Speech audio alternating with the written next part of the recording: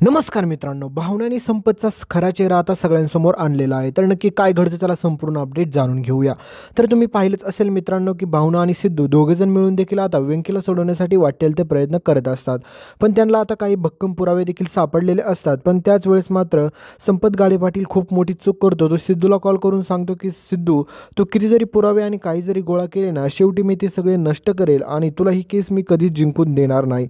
आणि सिद्धू तीच कॉलची रेकॉर्डिंग करून घेतो आणि ही सगळ्यात कोर्टामध्ये सिद्धू आता वकिलांना ऐकवणार आहे. त्यावेळेस मात्र सगळ्यांच्या पायाखालची जमीनच सरकते.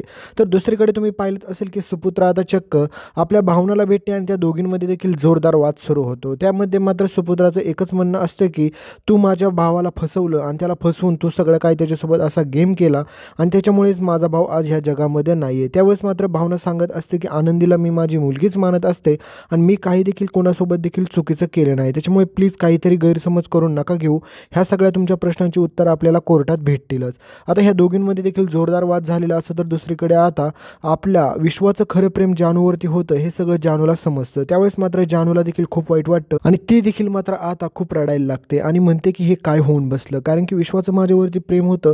त्याच्याचमुळे विश्व माझ्यासोबत बोलत नव्हता आणि एवढे दिवस होऊन गेलं, त्याच्यामुळे मी एकदा तरी त्याच्यासोबत बोलायला हवं होतं. आता त्याच्या भावना मी समजून घेतल्या नाही. तर दुसरीकडे बिचारा सईला वाटत असतं, की आता माझं आणि विश्वाचं लग्न होईल. पण नाही मित्रांनो, पुढे मालिकेत खूप भयानक असा ट्विस्ट येणार आहे. तो पाहून तुमच्या देखील पायाखालची जमीनच सरकेल. तर दुसरीकडे मात्र तुम्हाला माहीत नसेल, पण श्रीनिवासला चांगल्याच खोट्या केसमध्ये आता अडकवलेला असतो. म्हणजेच त्याच्याच गॅरेज मालकाचा आता जो काही मर्डर झालेला असतो आणि त्याच चुकीच्या खुनामध्ये आता श्रीनिवास देखील अडकणार आहे. त्याच्यामुळे आता खूप सारा गुंताडा ह्या मालिकेमध्ये तुम्हाला पुढे पाहायला भेटेल. तर नक्की तुम्हाला कोणती अपडेट पाहायला आवडेल हे कमेंटमध्ये सांगायला विसरू नका. भेटूया पुढील अपडेटमध्ये. धन्यवाद.